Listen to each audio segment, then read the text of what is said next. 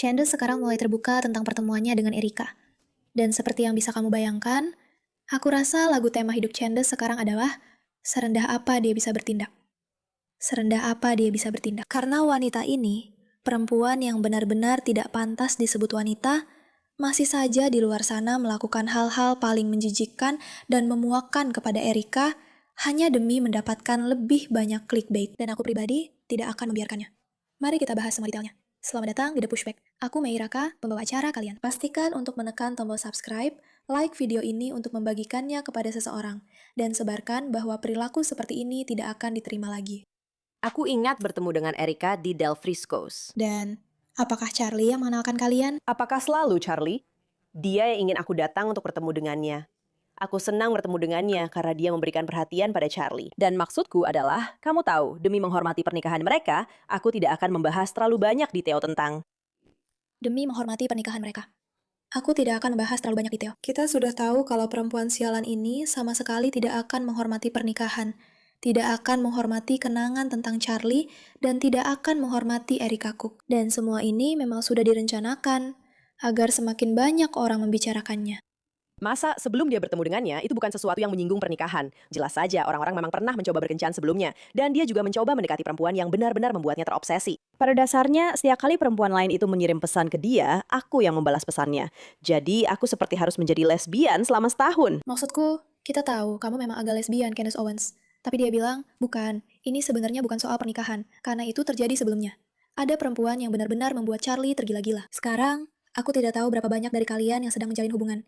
Tapi kebanyakan dari kita tidak suka perasaan mengetahui bahwa orang yang kita cintai pernah mencintai orang lain sebelumnya. Nah, apakah ini benar atau tidak? Apakah kita tahu?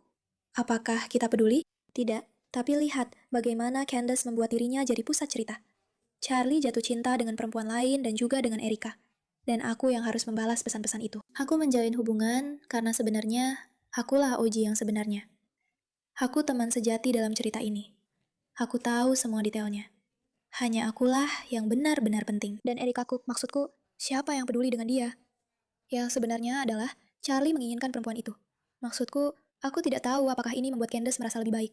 Karena kita tahu bahwa Candace menginginkan Charlie. Itu sudah cukup jelas bagi semua orang saat ini. Bahwa dia sangat cemburu karena Charlie memilih Erika yang paling cantik daripada dirinya. Tapi itu cerita untuk lain waktu. Aku lihat Chase terus saja seperti, siapa namanya, aku bilang, pada suatu saat kamu harus mengirim pesan sendiri ke dia, dan dia benar-benar terobsesi dengan dia. Membaca kembali pesan-pesan itu dari gadis yang kemudian menjadi salah satu sahabatku dan jadi bagian dari pernikahanku, karena aku merasa seperti sedang mengejar dia. Kamu tahu kan? Dan ayo tebak, sekarang orang-orang pasti akan mulai berburu. Dan aku yakin Candace sudah menyebarkan petunjuk di mana-mana supaya orang-orang bisa menebak siapa sebenarnya yang dicintai Charlie, bukan Erika. Dengan santai saja. Ya, dia salah satu sahabatku. Ya, dia ada di pernikahanku. Cukup untuk membuat para pengikutnya mulai ribut soal gadis ini. Tidak, karena sebenarnya aku sangat menyukai gadis yang dia kejar itu. Dan aku tahu dia akan mengecewakan Charlie karena sangat jelas dia tidak tertarik padanya. Dan Charlie sangat patah hati karenanya. Lalu Tyler Boyer mengatur pertemuan ini dan bilang, aku punya seseorang yang harus kamu temui. Dan dia datang dan berkata, dia, kamu tahu, sedikit lebih tua. Awalnya Charlie berpikir, aku hanya akan memanfaatkannya untuk membuat si Anu cemburu atau apalah. Karena lihat betapa cepatnya dia berhasil meremehkan Erika. Dia sedikit lebih tua. Maksudnya, dia dianggap kurang berharga. Oke, kita tahu Erika lebih tua dari Charlie. Itu detail yang tidak penting. Dan respon Charlie seperti, ya, aku cuma akan memanfaatkan cewek brengsek ini supaya aku bisa membuat cewek lain cemburu. Begitulah cara Candace menceritakannya. Seperti seluruh hubungan Erika dan Charlie, kisah cinta mereka. Tidak, itu tidak nyata. Itu hanya dibuat-buat. Jelas, aku adalah pusatnya. Dan Tyler, yang merupakan pria manipulatif, ada di pusatnya. Dan dia hanya menceritakan semua detail ini dengan santai. Seperti, aku hanya menceritakan sebuah kisah, tapi semuanya sangat merendahkan Erika. Jangan salah paham. Ini seperti kencan pertama atau semacamnya. Lalu dia jadi lebih gigih dan memberinya ceramah tentang Tuhan. Dan dia, pesan-pesannya, dan aku hanya melihat pesan-pesan kami, seperti, lihat mungkin ini yang Tuhan ingin aku miliki. Dan kamu tahu, dia seperti terjebak di dalamnya. Kamu tahu? Terpikat. Dia datang dengan semacam ilmu sihirnya dan memanfaatkan soal Tuhan, yang kita semua tahu adalah kelemahan Charlie, karena dia sangat peduli pada Tuhan. Jadi mungkin ini adalah pesan dari Tuhan. Sebenarnya ini bukan yang aku inginkan. Aku sebenarnya tidak tahu apakah aku mencintai Erika. Tapi kamu tahu, Hubungan dengan gadis lain itu juga tidak berjalan baik. Jadi mungkin karena Tuhan terlibat, aku harus melakukan ini. Itulah kesan yang dia bangun. Jadi sangat, sangat, sangat jelas tentang hal itu. Berpikat pada itu, karena Charlie adalah seorang Kristen. Jadi, ketika aku pergi menemuinya, jelas insting pertamaku sebagai seorang wanita adalah dia lebih tua dariku. Dan aku hanya berpikir itu agak aneh kalau dia tertarik pada Charlie karena Charlie cukup muda dalam hal-hal seperti itu. Dia benar-benar jenius. Dia punya banyak hal hebat dalam dirinya, tapi dia memang masih muda dalam hal-hal seperti itu. Dia masih muda dalam hal-hal seperti itu. Dia benar-benar jenius, tapi dia masih muda dalam hal-hal seperti itu. Dan dia lebih tua dariku. Sedikit sindiran, sindiran halus. Kenapa Charlie memilih seseorang yang lebih tua dariku kalau dia bisa mendapatkan seseorang yang semuda, sehebat, dan secantik aku? Itu benar-benar tidak masuk akal. Dia tidak berpengalaman, dan dia sangat terbuka tentang fakta bahwa dia masih perjaka saat menikah. Jadi aku merasa aku tidak membagikan hal yang berlebihan di sini. Dan untuk memperjelas, aku akan bilang aku jadi sahabat dekat dengan gadis yang dia kejar. Dia menyenangkan, kau tahu. Aku hanya... Tidak ada apa-apa, memang tidak ada. Hanya seperti yang semua orang lihat sekarang, ya begitulah. Tapi aku tidak peduli, dan aku mendukung. Aku bilang, kejar saja, kejar saja. Benar, semua pesan akan menunjukkan itu. Tapi kamu tidak pernah, Berteman dengan... Eric. Tidak, karena memang ada sesuatu seperti... Aku tidak tahu, aku tidak bisa menjelaskan. Apa kamu pernah berpikir bahwa mungkin Erika tidak ingin berteman dengan Candace karena dia tahu kalau gadis ini cemburu pada Charlie? Seperti, apa kamu akan selalu memilih untuk jadi sahabat dengan perempuan yang jelas-jelas menginginkan suamimu? Apakah itu akan menjadi pilihan pertamamu? Tapi dia memang menginginkannya seperti itu. Apa kamu pernah berpikir kalau dia memang ingin kamu pergi? Kalau dipikir-pikir sekarang semuanya jadi jelas. Mungkin dia sudah punya firasat tentang kematiannya. Erika masuk ke dalam hidupnya. Mereka pacaran diam-diam. Aku bertemu George, jatuh cinta setengah mati. Menikah, bertunangan 18 hari kemudian.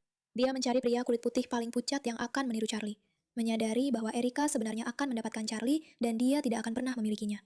Jadi dia memutuskan untuk segera rebound. Maksudku, tidak ada yang lebih menunjukkan rebound daripada bertunangan 18 hari kemudian. Benar-benar tidak ada yang lebih menunjukkan rebound. Dan aku terus memutar ulang tahun 2018 di pikiranku sepanjang waktu. Lalu di tahun 2019, tiba-tiba aku mulai menyadari seperti ada kekuatan yang sedang terjadi. Sesuatu sedang terjadi dalam hidupnya. Dia punya agen PR, Stacy Sheridan. Dan aku berpikir, orang-orang ini aneh. Tapi aku tidak pernah berpikir tentang Erika. Karena aku pikir aku bahkan tidak mencari tahu tentang dia. Seperti, ini hanya akan menjadi pacar saja. Dan bagus kalau dia punya pacar dan dia mendapatkan, kamu tahu, pengalaman dengan seseorang yang dia percaya dan bahagia. Ya, seperti aku. Dan bahagia. Ya, aku hanya mendukung dia. Jadi, begini cara kamu mendukung seseorang. Teman-teman, biar aku ajarkan sedikit pelajaran tentang bagaimana mendukung orang lain. Kamu tidak melakukannya dengan menyerang istri mereka. Pelajaran singkat. Tapi sekali lagi, kita tahu bahwa Candace Owens adalah pembohong, manipulatif, dan cewek murahan. Oke? Jadi ini hanya salah satu hal lain yang dia pelimpan.